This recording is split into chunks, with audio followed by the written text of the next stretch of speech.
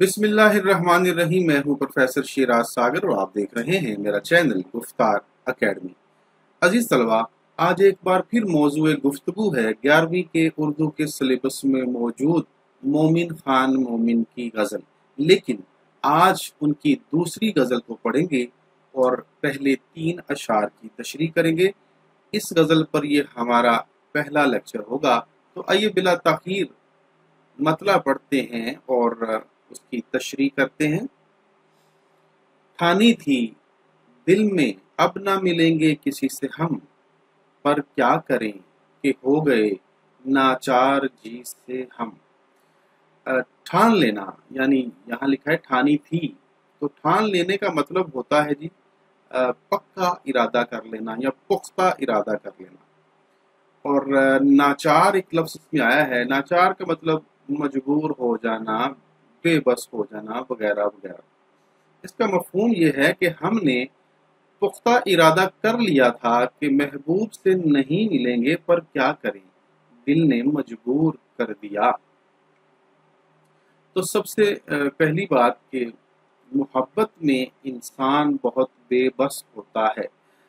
जब इंसान को किसी से मोहब्बत हो जाती है, चाहे वो सिनफ़े मुखालिफ से हो या फिर अपने ही किसी दोस्त के साथ मोहब्बत हो जाए, तो फिर इंसान उसमें बेबसी और मजबूरी को महसूस करता है। क्योंकि जब आप किसी को दिल दे देते हैं तो फिर दिल पर आपका इख्तियार नहीं रहता, दिल उसकी जानिब खिंचा चला जाता है। फिर दिल आपकी बात नहीं मानता, फिर दिल दिमाग की बात नहीं मानता और फिर दिल मन मर्जी करता है। और क्योंकि दिल में आप किसी और को जगह दे देते हैं, इसलिए फिर दिल की मलकियत जो है वो बदल जाती है। तो इंसान मोहब्बत में मजबूरी और बेबसी महसूस करता है और वो चाह तो रहा होता है कि किसी तरह मैं दिमाग की बात मानूं, लेकिन दिल उसे मजबूर कर देता है। इस गज़ल का एक पस मंज़र भी है जी, जो कि मैं बताना ज़रूरी ख्याल करता हूँ, जो कि मुख्तलिफ़ किताबों में हमने पढ़ा है, मुख्तलिफ़ तरीके से पढ़ा है। तो जो भी हमने पढ़ा है वो मैं आपको बता देता हूँ। मोमिन के एक बड़े करीबी दोस्त थे जिनका नाम था फजल हक खैराबादी, लेकिन उनका एक तखल्लुस भी था आरजू। उनका पूरा नाम था फजल हक खैराबादी आरजू। आरजू वो तखल्लुस करते थे और वो शायर भी थे, दिल्ली में रहते थे। तो मोमिन खान मोमिन और फजल हक खैराबादी बड़े करीबी दोस्त थे। अक्सर अदबी महाफिल में इकट्ठे देखे जाते थे, एक दूसरे पर जान छिड़कते थे, बड़े करीबी दोस्त शुमार किए जाते थे। तो फजल हक खैराबादी जो हैं, उनका एक अपना अकीदा, अपना एक मसलक, अपना एक नज़रिया था। अब इसके बरअक्स जो है, जो मोमिन खान मोमिन हैं, उनके मुर्शिद थे सैयद अहमद शहीद, जो कि शाह अब्दुल अजीज़ दहलवी के शागिर्दों में शुमार होते हैं। तो मोमिन खान मोमिन के अपने कुछ नज़रियात थे और वो अपने मुर्शिद से बड़ी अकीदत रखते थे सैयद अहमद शहीद के साथ, और उनके बारे में कभी वो कोई गलत बात सुनना पसंद नहीं करते थे। तो दो मुख्तलिफ बातें हैं। एक जगह पे लिखा है कि दोनों दोस्त जो हैं वो किसी महफिल में थे और इकट्ठे उठते बैठते थे। तो किसी महफिल में फजल हक खैराबादी ने मोमिन के मुर्शिद सैयद अहमद शहीद के खिलाफ कोई ऐसी बात कर दी जो मोमिन को बहुत नागवार गुजरी और उसने कता ताल्लुकी कर ली, वो नाराज हो गए। एक जगह पे ये भी लिखा है कि दोनों दोस्त शतरंज खेलते थे और शतरंज खेलते हुए बहस छिड़ गई। कोई मसलकी बहस थी, कुछ नज़रियाती बहस थी। तो बहस में, गर्मा गर्मी में फजल हक खैराबादी आरजू ने कोई ऐसी बात कही जो कि मोमिन को बुरी लगी और उनके मुर्शिद के हवाले से शायद उन्होंने कुछ सवाल पूछा था। वो ख़त किताबत किया करते थे सैयद अहमद शहीद के साथ। फजल हक खैराबादी और सैयद अहमद शहीद कुछ मसलकी जो इख्तलाफात थे उनके हवाले से एक दूसरे के साथ ख़त किताबत किया करते थे। तो एक बार फजल हक खैराबादी ने कोई ऐसा सवाल ख़त में पूछा कि जिसका जवाब लिखने में सैयद अहमद शहीद को ताख़ीर हो गई। तो इसका मतलब जो है फजल हक खैर आबादी ने कुछ ये लिया कि मैंने सैयद अहमद शहीद को लाजवाब कर दिया। तो कुछ ऐसी ही बात उन्होंने मोमिन के सामने भी कर दी कि जिससे उनके मुर्शद की तज़हीक हो रही थी। तो मोमिन खान मोमिन ने बड़े गुस्से में आकर बिसात पलट दी और कहा कि आज के बाद हमारा कोई ताल्लुक नहीं है, आज के बाद मुझसे बात बिल्कुल ना करना, हमारी दोस्ती आज के बाद ख़त्म होगी। और उसके बाद उन्होंने फिर वाकई सख्त नाराज़ी का इजहार किया।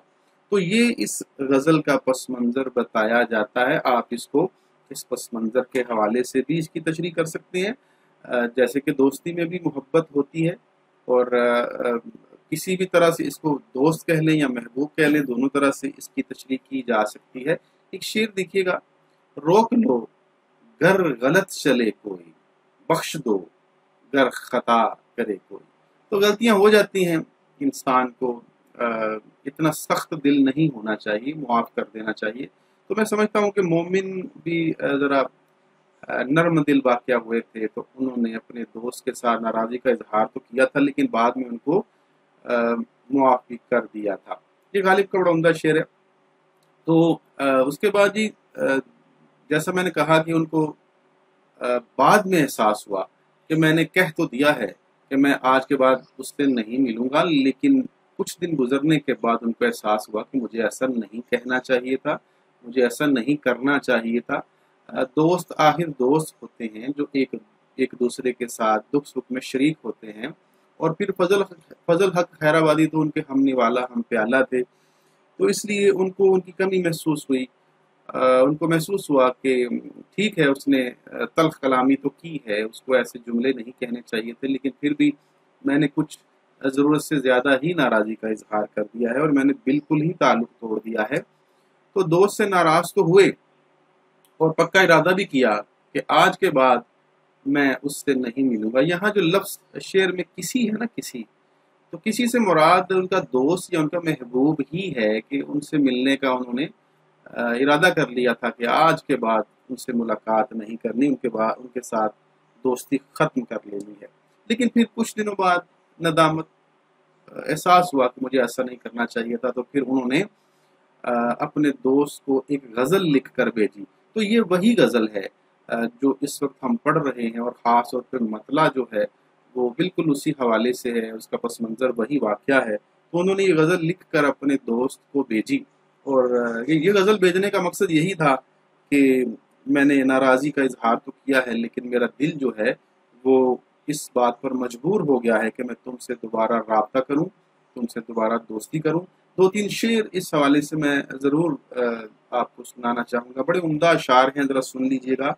एक तो ये है कि गमे दौरा ने कशाकश तो बहुत की, लेकिन याद उनकी दिले हसरत से मिटाई ना गई। दूसरा शेर है कि बुलाता लाख हूँ लेकिन बराबर याद आते हैं, इलाही तर्क उल्फत पर वो क्यों कर याद आते हैं। और तीसरा, मेरे करीबी दोस्त हैं नदीम असगर साहब, बड़े अच्छे शायर हैं, उनका बड़ा ही उम्दा शेर है और मैं हमेशा अपने दोस्तों और महाफिल में ये सुनाता हूँ। 100 बार छांटने का जतन कर चुका हूँ मैं, कुछ लोग जिंदगी से निकाले नहीं गए। तो अजीज तलबा, बात यह है कि दोस्तों में तल्ख कलामी हो जाती है, बहस मुबासे हो जाते हैं, तलखियाँ बढ़ जाती हैं, नाराज़ियाँ भी हो जाती हैं, और दोस्त एक दूसरे से मिलना भी छोड़ देते हैं, और बाज़ औक़ात तखय्या कर लेते हैं, पक्का इरादा कर लेते हैं कि बस आज के बाद फलां दोस्त से मुलाकात नहीं करनी है, उससे नहीं मिलना, उसके साथ ताल्लुक़ नहीं रखना, कोई निस्बत उसके साथ नहीं रखनी। लेकिन बड़ा जतन करने के बावजूद भी वो दिल के हाथों मजबूर हो जाते हैं। तो ये शेर बड़ा उम्दा है कि मैंने लाख जतन किए हैं कि मैं दोस्तों को छांटूं, कुछ लोगों को अपनी ज़िंदगी से निकाल दूं हमेशा के लिए, लेकिन फिर भी कुछ लोग ऐसे हैं कि जिनको कोशिश के बावजूद भी मैं ज़िंदगी से नहीं निकाल पाया। तो मोमिन खान मोमिन के साथ भी कुछ ऐसा ही हुआ कि उन्होंने कोशिश तो की कि किसी तरह फजल हक हैराबादी को अपनी ज़िंदगी से निकाल बाहर करें, लेकिन वो नहीं निकाल पाए, वो मजबूर हो गए। उनकी दोस्ती, उनकी मोहब्बत, उनके दिल ने उनको मजबूर कर दिया कि नहीं, یہ دوستی ہمیشہ کے لیے ختم نہیں ہو سکتی، اس کی بہت ساری یادیں باقی ہیں۔ اور پھر جیسا میں نے پہلے بھی کہا کہ دوستی ہو، محبت ہو، انسان دل کے ہاتھوں مجبور ہو جاتا ہے، کیونکہ دل پر اپنا اختیار نہیں رہتا۔ تو جب دل پر اختیار نہ ہو تو پھر دل کا آپ کچھ بگاڑ بھی نہیں سکتے، دل اس کی جانب کھینچا چلا جاتا ہے، اور انسان جو ہے وہ ناچار، مجبور، بے بس ہو کر دل کی بات ماننے پر مجبور ہو جاتا ہے۔ آخر میں ایک شعر کہ ہوتی نہیں قبول دعا ترک عشق کی، دل چاہتا نہ ہو تو دعا میں اثر کہاں، یعنی دل ہی نہ چاہتا ہو کہ ایسا ہو جائے تو پھر دعاؤں میں اثر باقی نہیں رہتا۔ تو عزیز طلبہ، آپ چلتے ہیں شعر نمبر 2 پڑھتے ہیں اور اس کی تشریح کرتے ہیں۔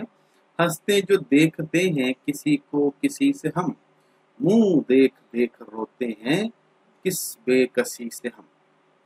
تو ایک ہی لفظ مشکل ہے، جو بے کسی مطلب بے چارگی، بے بسی وغیرہ وغیرہ۔ تو مفہوم میں ہے کہ جب میں دوسروں کو ہنستے بولتے دیکھتا ہوں تو مجھے اپنا دوست یاد آ جاتا ہے، میں اس بے بسی کے عالم میں رو دیتا ہوں۔ تو اہم نکات میں سب سے پہلے کہ یہ غزل کا مطلع ثانی ہے۔ آپ نے غور کیا ہوگا، مطلع تو ہم نے پڑھ لیا، یہ غزل کا دوسرا شعر ہے، لیکن اس کے دونوں مصرے بھی ہم قافیہ و ہم ردیف ہیں۔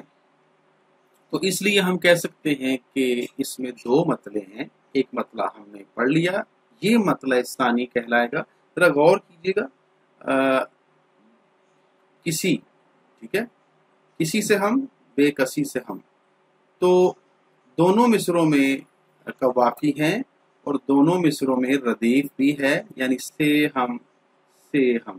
تو کسی مطلع کی یہی 2 شرائط کا ہوتی ہیں کہ ہم وزن ہو، ہم قافیہ ہو، اور دونوں جو ہے جو دونوں مصروں میں قافیہ لازمی ہے۔ ردیف ہو نہ ہو ضروری نہیں ہوتا، اگر ہو تو اچھی بات ہے، نہ ہو تو بھی لازمی نہیں ہے، لیکن قافیہ کا ہونا لازمی ہے۔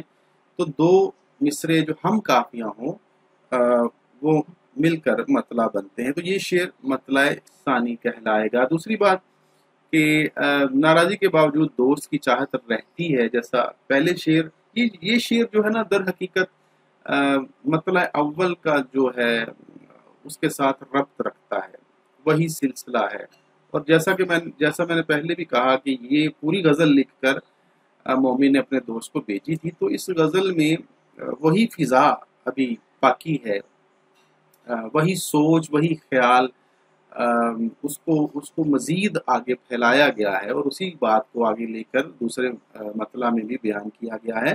یعنی میں اگر کسی سے دوستی رکھتا ہوں اور دوستی میں چاہت بھی ہے، محبت ہے، تو پھر میں ہمیشہ کے لیے اسے دور نہیں رہ سکتا، یعنی ناراضی ہو بھی جائے تو پھر بھی مجھے کچھ نہ کچھ اس کی طرف اس کی لگن رہے گی، اس کی طرف میں کھینچا چلا جاؤں گا، بالکل ایسے ہی کہ جیسے کوئی ڈور بندھی ہوئی ہے اور وہ ڈور جو ہے وہ دوست یا محبوب کے ہاتھ میں ہے، اور وہ جب چاہے پتنگ کی طرح ڈور کو اپنی جانب کھینچ لے اور پتنگ اس کی طرف چلی جائے، کبھی وہ پتنگ کو دائیں گھما دے، کبھی بائیں گھما دے، کبھی ڈور کو ڈھیل دے دے، کبھی ڈور کھینچ لے، تو پھر ڈور جو ہے نا وہ محبوب یا دوست کے ہاتھ میں آ جاتی ہے، پھر وہ جو چاہے جو ہے آپ کے ساتھ سلوک کرے، آپ کا اختیار جو ہے نا وہ ختم ہو جاتا ہے۔ دوسری بات کہ دوست کی غیروں سے قربت جو ہے نا وہ بھی بڑا تکلیف دیتی ہے، بے پناہ اذیت محسوس ہوتی ہے۔ وہ اس طرح ہوتی ہے کہ جب آپ اپنے دوست سے جدا ہو جاتے ہیں یا پھر قطع تعلقی کر لیتے ہیں یا پھر ہمیشہ کے لیے اس سے دوستی چھوڑ دیتے ہیں، اور یعنی یہ جدائی ہے، ہجر ہے، تو پھر دوسرے لوگ جو ہوتے ہیں ان کو موقع مل جاتا ہے، یا پھر جو رقیب ہوتے ہیں یا آپ دونوں کی دوستی کے درمیان حائل ہوتے ہیں یا آپ کو دور کرنا چاہتے ہیں، جو حاسدین ہوتے ہیں، جو آپ کے دشمن ہوتے ہیں، وہ پھر اس موقع سے فائدہ اٹھاتے ہیں، وہ پھر آپ کے اس دوست کے قریب ہو جاتے ہیں جس سے آپ ناراض ہیں، تو جب اس کے قریب ہو جاتے ہیں اور پھر آپ کا دوست جو ہے وہ غیروں کے ساتھ اپنی قربت کو بڑھا لیتا ہے تو پھر آپ کو برا لگتا ہے.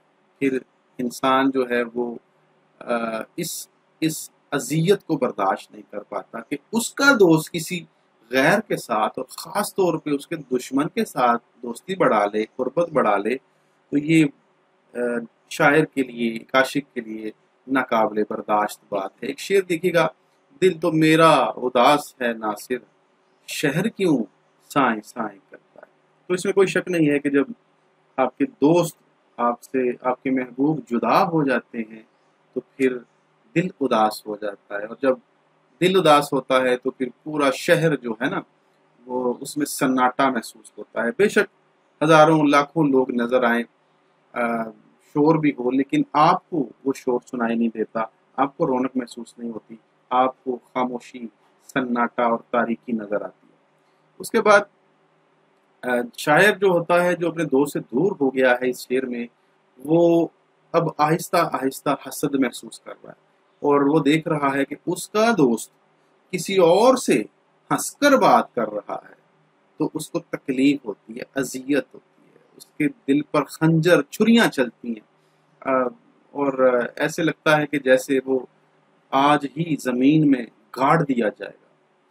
تو یہ حسد جو ہے نا، یہ بہت بری چیز ہے، اور اگر آپ کے محبوب کے حوالے سے ہو تو پھر تو یہ موت کے برابر ہے. تو شاعر کو حسد محسوس ہو رہا ہے، تکلیف محسوس ہو رہی ہے، اور پھر پچھتاوا ہو رہا ہے کہ میں نے کیوں اس سے تعلق توڑ لیا ہے.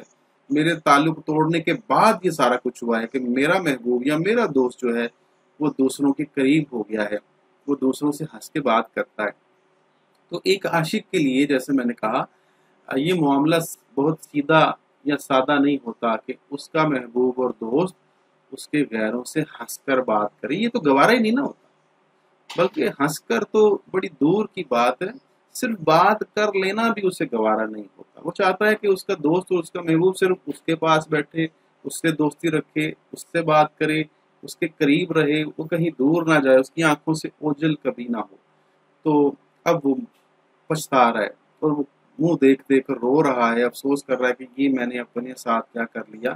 میں نے تو جان بوجھ کر اپنے دوست اور محبوب کو خود سے جدا کر دیا، اور غیروں کو، دشمنوں کو موقع دیا کہ وہ اس سے فائدہ اٹھائیں. شعر دیکھیے گا: بچھڑ کے تجھ سے نہ دیکھا گیا کسی کا ملاپ، اڑا دیے ہیں پرندے شجر پہ بیٹھے ہوئے. ادیب ہاشمی کا بڑا عمدہ شعر ہے. یعنی تجھ سے بچھڑ کر مجھے دوسروں کا ملنا گوارا نہیں ہوا، تو میں نے ان کو، پرندوں کو بھی، دو بیٹھے ہوئے پرندوں کو بھی اڑا دیا ہے کہ تو یہاں کیوں ہے، یا تم یہاں دونوں ایک دوسرے کے قریب کیوں بیٹھے ہوئے ہو. اس کا ایک دوسرا پہلو یہ ہے کہ اپنے محبوب سے بچھڑ کر دوسروں کی محبت دیکھ کر دل ٹوٹتا ہے. تو یقیناً ایسا ہوتا ہے جی کہ جب آپ خود اپنے محبوب سے جدا ہو جائیں یا دوست سے جدا ہو جائیں تو پھر آپ کو کسی اور کی، ایک تو اس کا پہلو یہ ہے نا کہ آپ کا محبوب کسی سے بات کر رہا ہے تو آپ کو تکلیف ہو رہی ہے. ایک اس کا پہلو یہ ہے کہ آپ کا محبوب تو جدا ہو گیا، آپ کا دوست تو بچھڑ گیا، لیکن کوئی اور اجنبی جو ایک دوسرے کو چاہنے والے ہیں وہ اگر ایک دوسرے کے قریب بیٹھے ہوں یا ایک دوسرے سے محبت کا اظہار کریں، ایک دوسرے کے ساتھ خوش گپیاں لگائیں، ایک دوسرے کے پہلو میں بیٹھیں، تو پھر بھی اس عاشق کو تکلیف ہوتی ہے کہ جو اپنے محبوب سے بچھڑ گیا ہے، کیونکہ اس کو اپنا وقت، اپنی محبت، اپنا دوست، اپنا محبوب اور وہ بہاروں جیسا موسم یاد آتا ہے کہ جب وہ اپنے محبوب کے پاس تھا یا اس کا محبوب اس کے پاس تھا. تو پھر اس کو تکلیف تو ہوگی. یہ یوں ہی ہے کہ جیسے کسی کے گھر کوئی مرگ ہو جائے تو آپ ڈھول لے کر اس کی گلی میں چلے جائیں اور ڈھول بجانا شروع کر دیں، یا شادی بیاہ کی رسمیں جو ہے منانا شروع کر دیں، اور پھر اس کو تو تکلیف ہوگی کیونکہ اس کے گھر میں ماتم. تو یہاں بھی کچھ ایسا ہی ہے کہ جب آپ کے اندر کا موسم ٹھیک نہ ہو تو پھر آپ کو دوسروں کی خوشیاں جو ہے نا وہ برداشت نہیں ہوتی، وہ بھی تکلیف دیتی ہیں. ٹھیک ہے، چاہے آپ کے اندر خزاں ہے تو باہر بہار کا موسم بھی ہو تو وہ بھی آپ کو خوش نہیں کر سکتا، آپ اس سے لطف نہیں اٹھا سکتے. آپ کو وہ اذیت پہنچائیں گے۔ تو آخر میں ایک شعر دیکھیے گا کہ گلے ملتے ہیں جب آپس میں دو بچھڑے ہوئے ساتھی، عدم ہم بے سہاروں کو بڑی تکلیف ہوتی ہے۔ یہ غالباً عبد الحمید عدم کا بڑا عمدہ شعر ہے جی۔ تو آئیے اب اس لیکچر کے تیسرے اور آخری شعر پر بات کرتے ہیں۔ بڑا اس پر تفصیلی گفتگو ہوگی، بڑا اہم شعر ہے اور ذرا مشکل شعر بھی ہے۔ ہم سے نہ بولو تم اسے کیا کہتے ہیں بلا، انصاف کیجے پوچھتے ہیں آپ ہی سے ہم۔ مفہوم اس کا یہ ہے کہ آپ ہم سے کہتے ہو کہ تم مجھ سے نہ بولو، تم ہی بتاؤ یہ کیسا انصاف ہے۔ تو سب سے پہلی بات کہ مومن خان مومن کی غزلوں میں معاملہ بندی بہت زیادہ نظر آتی ہے، اور اس شعر میں تو خاص طور پہ یہ معاملہ بندی کا ہی شعر ہے۔ سب سے پہلے یہ میں آپ کو بتا دوں عزیز طلبہ کہ معاملہ بندی ہوتی کیا ہے۔ یہ ایک شعری اصطلاح ہے جب شاعر اپنے اور اپنے محبوب یا دوست کے درمیان ہونے والی ساری راز و نیاز کی باتیں کھل کر شاعری میں بیان کر دیتا ہے، یعنی جو بھی ان کے درمیان چل رہا ہے، جو بھی ان کے معاملات ہیں محبت کے، جو بھی ان کے درمیان تعلق ہے، دوستی ہو، ناراضی ہو، اظہار محبت ہو، یا پھر رقیبوں کی بات ہو، کچھ بھی ہو، تو اس کو شاعر بلا جھجک بغیر کسی مطلب ہچکچاہٹ کے وہ بیان کر دیتا ہے اور کچھ چھپاتا نہیں ہے۔ تو یہ شعر جو ہے معاملہ بندی کا شعر ہے۔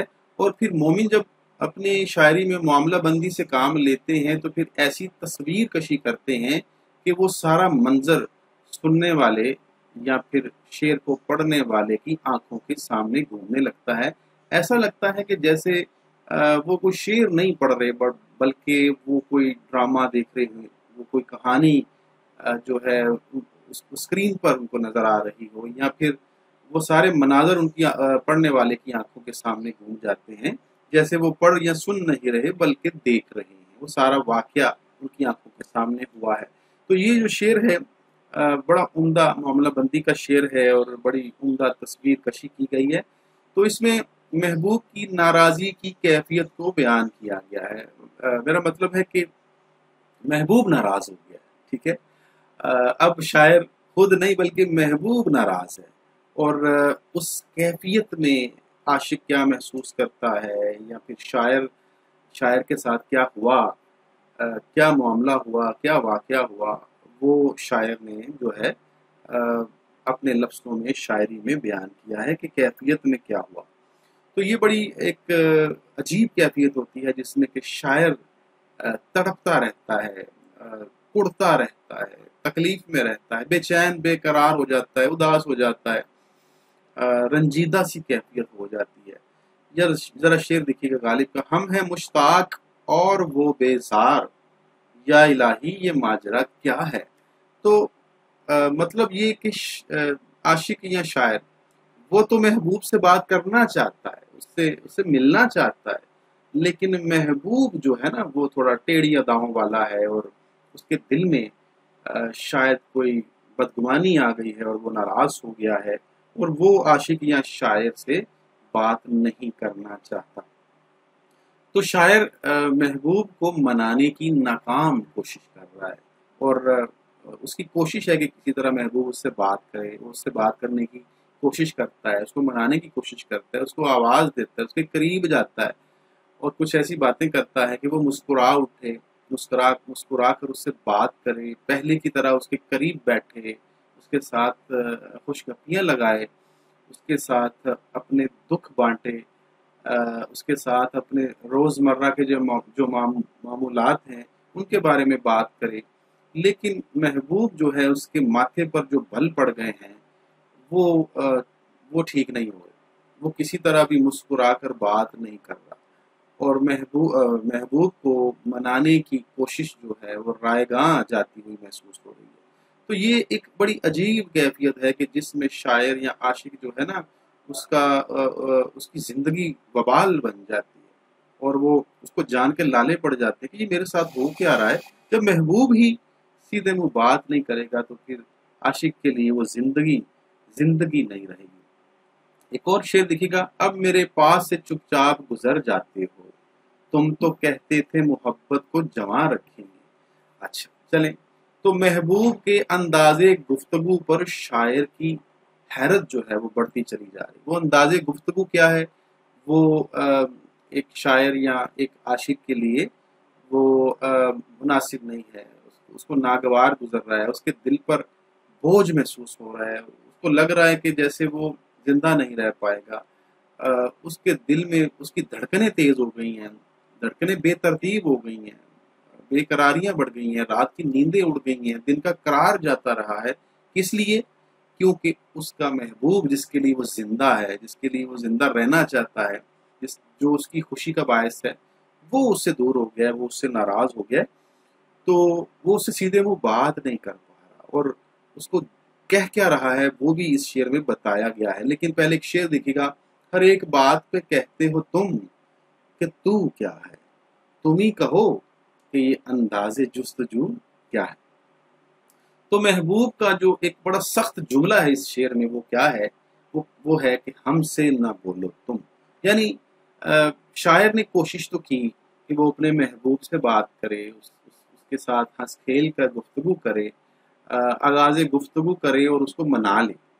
लेकिन पता नहीं ऐसी क्या बदगुमानी है महबूब के या दोस्त के दिल में कि वो किसी सूरत भी मान ही नहीं रहा। शायद वो कदूरत कुछ ज़रूरत से ज़्यादा बढ़ गई है, या शायद दुश्मनों ने उसको आशिक या शायर के खिलाफ भड़का दिया है, कोई इल्ज़ाम तराशी कर दी है, कोई ऐसी बात हो गई है कि महबूब किसी सूरत भी सीधे रास्ते पर नहीं आ रहा। तो आशिक या शायर उसको राह रास्त पर लाने की कोशिश कर रहा है, उसके साथ अच्छे अंदाज में गुफ्तगू कर रहा है, लेकिन वो जो है आगे से सख्त जुमला बोल देता है। वो सीधे सीधे कह देता है कि मुझसे बात मत करो। कौन कहता है? महबूब या दोस्त शायर और आशिक को कह देता है कि बस मुझसे बात करने की ज़रूरत नहीं है, और ये बड़े तल्ख लहजे में बात होती है। तो ये जब आशिक या शायर सुनता है कि मेरा दोस्त या महबूब मुझसे यूं कलाम कर रहा है, मुझसे इस कदर बदगुमान है और इतना सख्त जुमला बोल दिया है कि मुझसे बात ही ना करो, आखिर क्यों, ये उसकी बर्दाश्त से बाहर है। तो उसको बड़ी हैरत होती है, और जो महबूब ने कथा ताल्लुकी कर ली है उस पर वो बड़ा हैरत अंगेज या हैरत आमेज इस्तफसार कर रहा है कि आखिर ऐसा क्यों है, इसे क्या कहते हैं। तो चूंकि महबूब भी कभी उसके साथ अहदो पैमा करता रहा है, और वो ये भी कहता रहा है कि हम कभी बिछड़ेंगे नहीं, हम हमेशा ऐसे ही रहेंगे, तो उसको वो सारी बातें याद आ रही हैं, और कह रहा है कि ये तुमने जो मेरे साथ मुझे ये बात कही है, सख्त जुमला बोला है, आखिर इस रवैये को भला क्या कहते हैं। कभी तुम खुद गौर करो ऐ मेरे महबूब, खुद गौर करो और देखो कि तुमने मेरे साथ यानी अपने दोस्त के साथ इतना बुरा रवैया, इतना बुरा सलूक किया है कि आज तक मेरे साथ कभी किसी गैर ने भी ऐसे लहजे में बात नहीं की जैसे कि तुमने की है। तो ये मेरे लिए डूब मरने का मकाम है, ये मेरे लिए मर जाने का मकाम है कि मेरा दोस्त जो मेरी मोहब्बत का दम भरता था, जो मेरे बगैर रह नहीं पाता था, जिसका दिन और रात सब मेरे थे, आज वो मुझसे दूर हो गया है किसी बदगुमानी, किसी कदूरत की वजह से, या किसी भी वजह से, किसी भी सबब मुझसे दूर हो गया है, और आज वो मुझको कह रहा है कि तुम मुझसे बात ना करो। और आखिर में बड़ी हैरत की बात है अजीज तलबा कि वो अपने महबूब या दोस्त को ही मुंसिफ करार देता है। आमतौर पर देखा गया है कि किसी अदालत में भी हो तो जब कोई मामला जाता है, कोई केस दायर होता है, कोई भी दो फरीक जो हैं वो एक दूसरे से लड़ पड़ते हैं, तो कोई तीसरा फरीक उनकी सुलह करवाता है और वही फैसला करता है कि सही कौन है, गलत कौन है। और किसी अदालत में भी कोई हो तो जज या मुंसिफ या काजी वो फैसला करता है, क्योंकि वो एक तरह से दोनों के लिए एक जैसा एक न्यूट्रल इंसान होता है, इसलिए दोनों का उस पर एतबार होता है। लेकिन यहाँ بالکل شاعر نے بالکل اس کے برعکس معاملہ کیا ہے. وہ اپنے دوست یا محبوب کو ہی منصف، یعنی جس نے شاعر کے ساتھ ستم ڈھایا ہے، اس کو تکلیف پہنچائی ہے، اس کو کہا ہے کہ مجھ سے بات ہی نہ کرو، اسی کو منصف قرار دے دیا اور کہا ہے کہ تم خود ہی منصف بن جاؤ اور غیر جانبدار ہو کے دیکھو کہ کیا تم نے جو میرے ساتھ سلوک کیا ہے، کیا تم نے جو میرے ساتھ سخت لہجے میں بات کی ہے، یا تمہارا جو رویہ میرے ساتھ ہے یہ کج ادائی، کیا یہ ٹھیک ہے، کیا یہ درست ہے، کیا تم جو میرے ساتھ کر رہے ہو کیا وہ میری محبت کے شایان شان ہے، کیا تم نے جو میرے ساتھ وعدے کیے تھے، جینے مرنے کی قسمیں کھائی تھیں اور آج تم اس سے مکر گئے ہو، تو کیا تم مجھ سے بے وفائی کر رہے ہو؟ یہ تم خود ہی تمام باتیں سامنے رکھو اور تمام جو ہمارا تعلق ہے اس کو سامنے رکھو اور ہمارے رویے، ہماری باتوں کو ان کا جائزہ لو اور خود بتاؤ کہ کیا تم جو میرے ساتھ کر رہے ہو کیا یہ درست طریقہ ہے، کیا دوستی میں ایسا ہونا چاہیے، کیا محبت میں ایسا کرتے ہیں، اور کیا ایک عاشق کے ساتھ ایسا سلوک کیا جاتا ہے، کیا ایک محبت کرنے والے کے ساتھ کیا ایسا ظلم و ستم کیا جا سکتا ہے؟ چلیں میں ملزم صحیح، تم جج بن جاؤ اور خود بتاؤ کہ کیا یہ رویہ درست ہے. تو عزیز طلبہ، آج کے لیکچر کا اختتام ایک شعر کے ساتھ کرتے ہیں، اس کے بعد میں اجازت چاہوں گا. شعر ہے: وہ جو لطف مجھ پہ تھے بیشتر، وہ کرم کے تھا میرے حال پر، مجھے سب ہے یاد ذرا ذرا، تمہیں یاد ہو کہ نہ یاد. یہ مومن کا ہی شعر ہے اور ان کی شاعری میں حوالے کے طور پر تشریح میں لکھا جا سکتا ہے. اس کے ساتھ مجھے اجازت دیجیے. اللہ حافظ.